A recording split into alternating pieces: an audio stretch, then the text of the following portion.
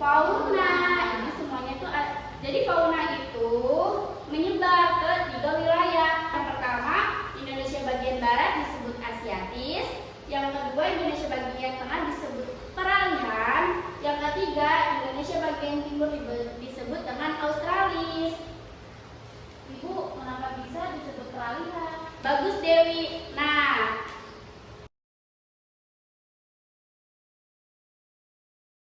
jadi kenapa disebut dengan peralihan? Karena flora dan fauna di wilayah ini merupakan peralihan antara flora fauna Asiatis di Indonesia bagian barat dan Australis di bagian Indonesia timur. Nah, fauna bagian barat itu apa saja? Beruang madu, orangutan, harimau Sumatera, banteng, gajah Sumatera, badak Jawa, harimau Jawa.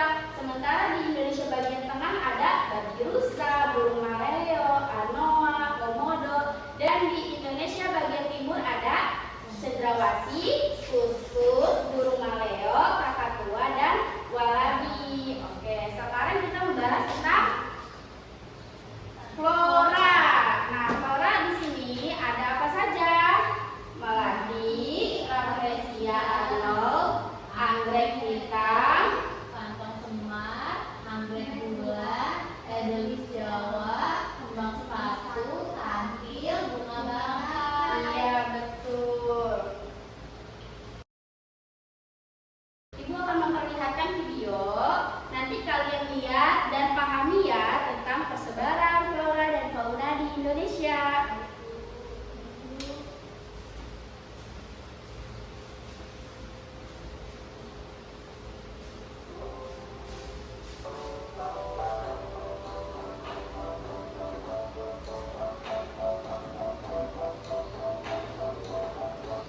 Di samping memiliki keanekaragaman hayati yang tinggi, Indonesia juga dikenal sebagai wilayah yang memiliki keunikan keanekaragaman hayati dilihat dari pola persebarannya.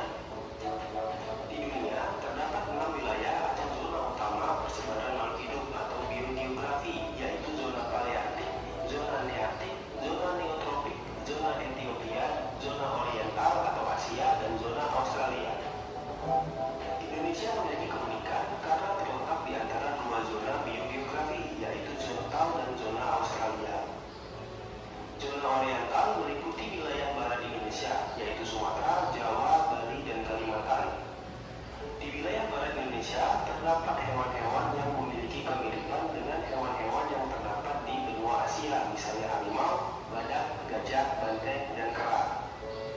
Adapun zona Australia meliputi wilayah timur Indonesia, yaitu Maluku dan Papua. Hewan-hewan di wilayah ini memiliki kemiripan dengan hewan-hewan yang ada di benua Australia, contohnya kuskus, walabi, platypus, dan kanguru. Pembagian fauna menjadi 2 kelompok tersebut didasarkan pada adanya paparan Sunda dan paparan Sahut. Di antara paparan Sunda dan paparan Sahut dapat ditarik garis pemisah yang dinamakan garis Wallace. Garis Wallace merupakan garis hayal yang ditemukan oleh seorang naturalis Inggris bernama Alfred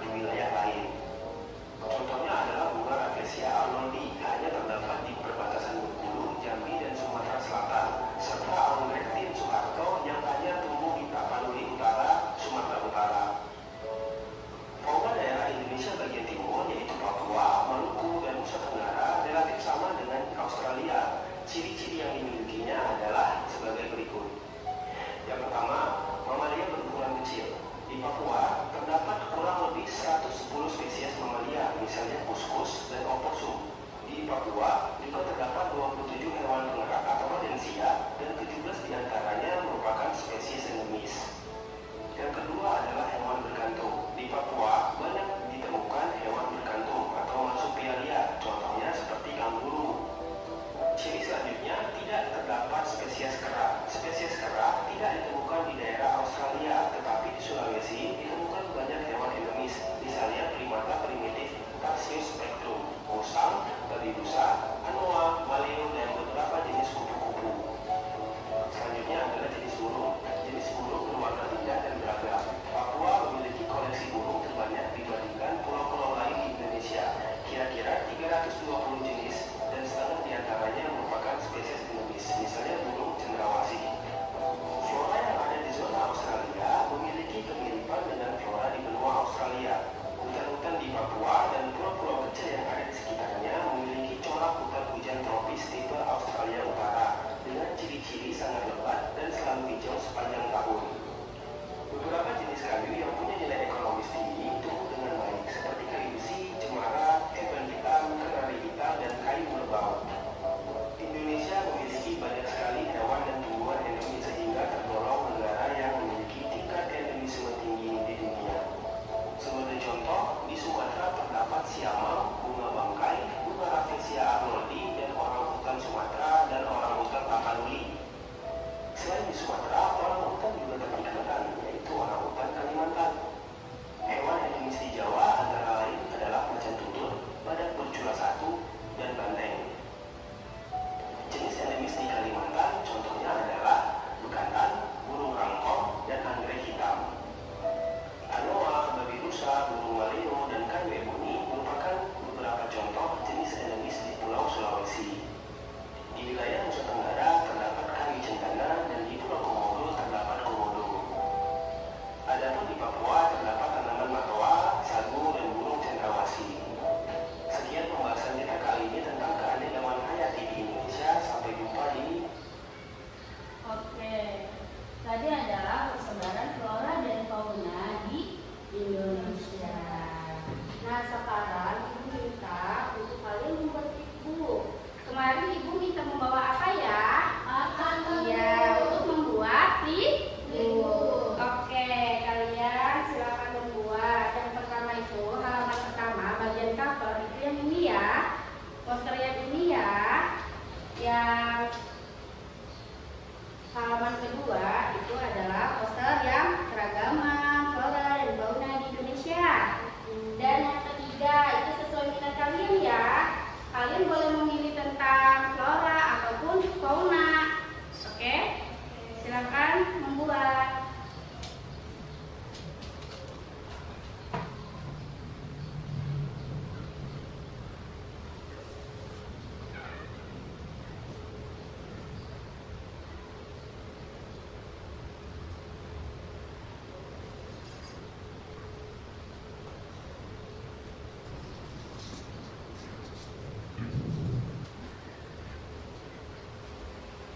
Apakah udah selesai?